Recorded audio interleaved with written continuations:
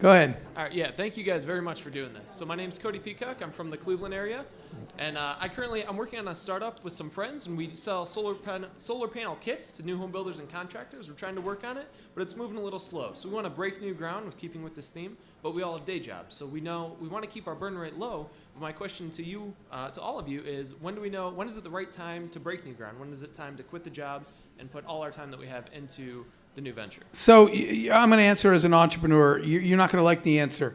I just don't know very many people that launched something on the side and succeeded. There is one of the other things written on my board says being an entrepreneur is like jumping off a cliff and trying to build an airplane on the way down. That's what entrepreneurs do. They jump and they say, man, I hope we come up with something before we hit the ground. For all of us, we've spent our life doing that. If that scares you, quit doing it. If it thrills you, jump off a cliff. But the truth is, I'll tell you the other advantage of jumping. I quit my engineering job cold turkey, told my boss I'm done, and went home, opened my fridge. I've told this story before, and it was empty, okay? I remember I opened the cupboard and it was empty, and I remembered saying, note to self, next time quit the day after payday when you have groceries, which I failed to do. But I'm going to tell you something. When you jump off the cliff, and your whole life now depends on this, your innovation, your resourcefulness, and your productivity go way up. When you are comfortably ensconced in a well-paying job, those people don't innovate the same way that the person next to you, your competitor who's going to go all in, they're probably going to beat you. There's no definitives, right? Somebody somewhere will launch something on the side and it'll do as well, but we spend a lot of time studying this and studying it. I'm part of like at the Kauffman Institute, the Kauffman Foundation, which is the world's largest foundation that studies entrepreneurship. All the data shows that the people that quit, that jump in all in, tend to do better. You asked the question specifically when. There's no invitation. No limo comes up and opens the door and says, we're ready, get in. The answer should not come from you at all. It should come from the market. When you've spent all of your weekend and night time, all your extra time, talking to the market, and everybody you talk to says, I'll buy that. When you get enough customer feedback to validate your model, jump. But you're never going to know. And no one on your team is ever going to know. And no one at your comfy job is ever going to know. The only person that can answer your question is customers. When a lot of people want this thing, you should quit your job and do it. Yeah, when I accepted my first student, that's when I stopped doing what I was doing. I mean, and I recommend having children so that you can go home every night and look at your children and think about how they're not going to have a place to sleep when your money runs out, because it was terrifying what I did. Terrifying what I did. We're just saying that when you jump off, that necessity is a really good driver. Now, granted, in your case, you just did it because your parents were going to ground you. Is that correct? If you didn't join the business, but once you got in, everything you did came from you. All those decisions. And I 100% agree. Nothing motivates you like fear. And being comfortable makes you complacent, and complacency will not make you successful. I remember turning my very first startup in my 20s, turning to the guys and said, you guys remember food? And everybody said, kind of. And I said, we should work harder and faster so we could have that again. It's not a bad thing. Thank you for the question. Yeah, I mean, just to add, I mean, it's a question I have people ask me, the part-time thing. And I always kind of look at the people and I say, well, if you don't believe in your business enough to quit your job, why should I believe in your business? You're exactly right. You know. Right. Next. Hi, my name's Kevin Kirka. I'm about to graduate as an integrated marketing communications major from Akron. Congratulations. Thank you.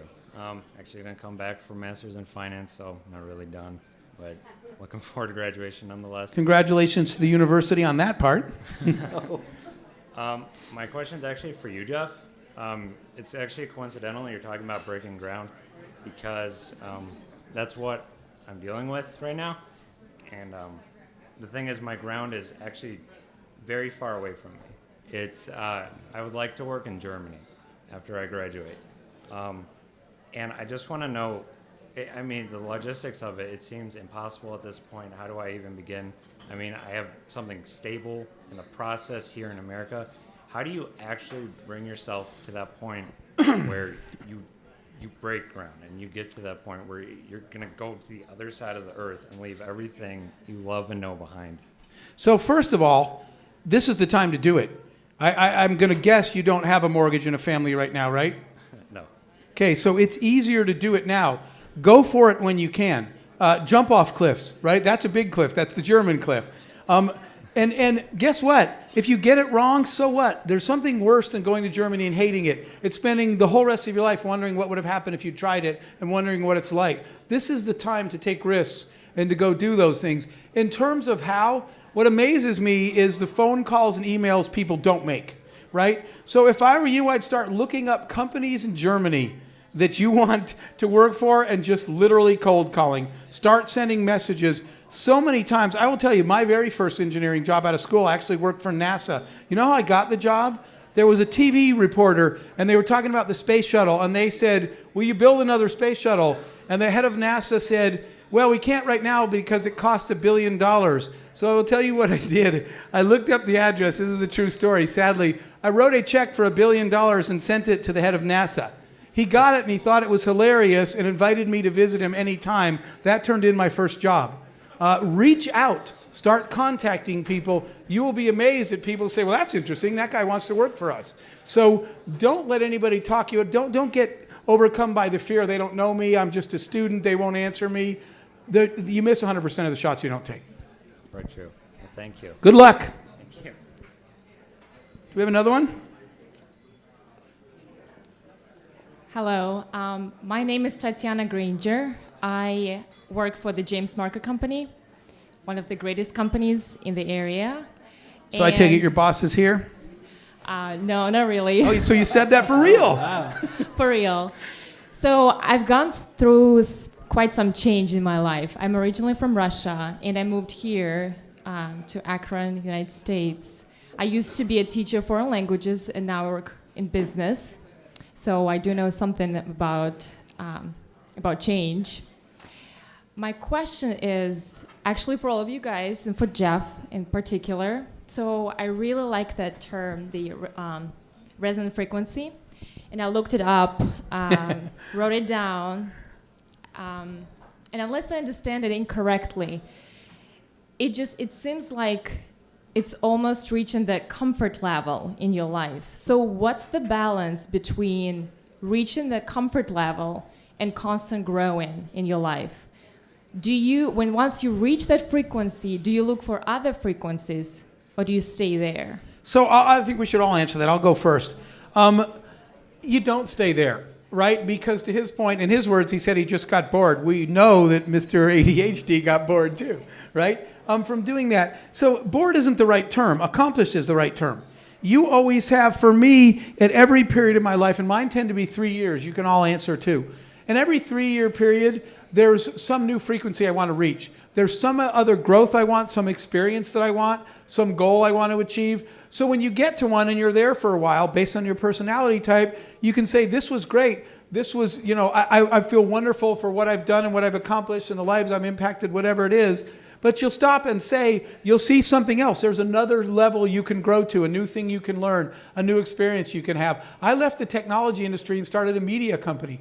We went out and put on concerts and made movies. That was never in my plan, but I felt like that was another frequency in my life I wanted to experience. So it's not get to one plateau and stay there forever. It's know what one of those moments feels like, so when you design the next one, you know what you're looking for. So I think you keep growing your whole life. Or there are some people that say, this is perfect for me. I'm ready to sit at this frequency the rest of my life. I think for the three of us, we need another new challenge. So keep looking for them and keep writing down the next thing you want to grow to.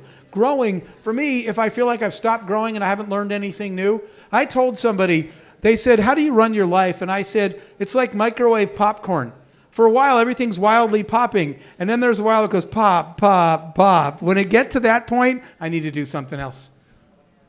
Yeah, I started the Guild in 2013, and it's 2016, and I've started sketching out my next business.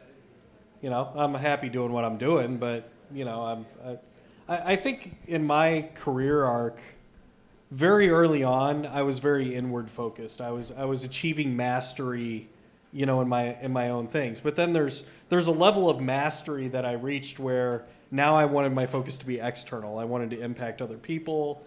I wanted to improve processes and just make things around me better.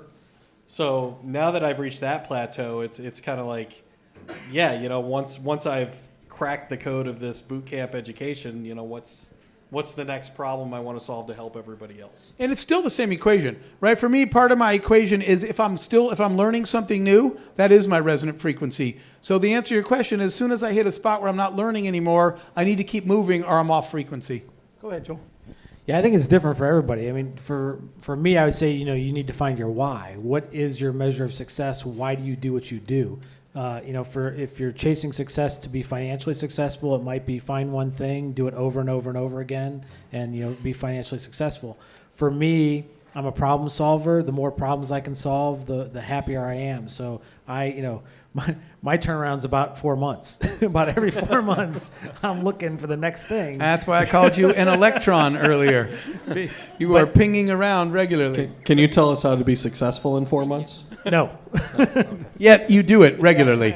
Just for the record, Joel, you do it all the time. Thank you, Tatiana. That was a great question. Thanks, guys. Thank you. Do we have time? Ian, how are we doing on time? Ian disappeared. All right, so go ahead. All right. Hello, my name is Roy. Thank you all for coming out tonight and sharing your story. It's been really inspirational. I studied regenerative community development, and my question is geared more towards the social entrepreneurship that you both brought up. And my question was largely geared around how do you find a balance between running a business and having a viable solution for social entrepreneurship and giving back to the community? What sort of approaches do you use to assess that? Okay, so I think we should all answer that, but I'll give you mine. What I was saying is you don't have to make that choice. You don't have to, let me phrase it this way. Your business may not change the world, but your life should.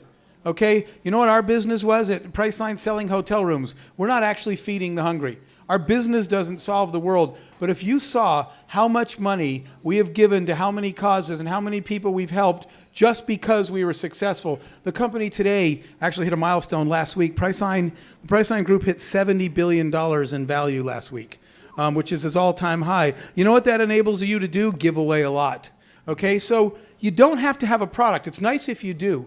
But you don't have to make that choice. You don't have to say, if I want to be a social entrepreneur, I have to build a product that saves the world. So I'm going to repeat it again. Your company doesn't have to save the world, but your life should.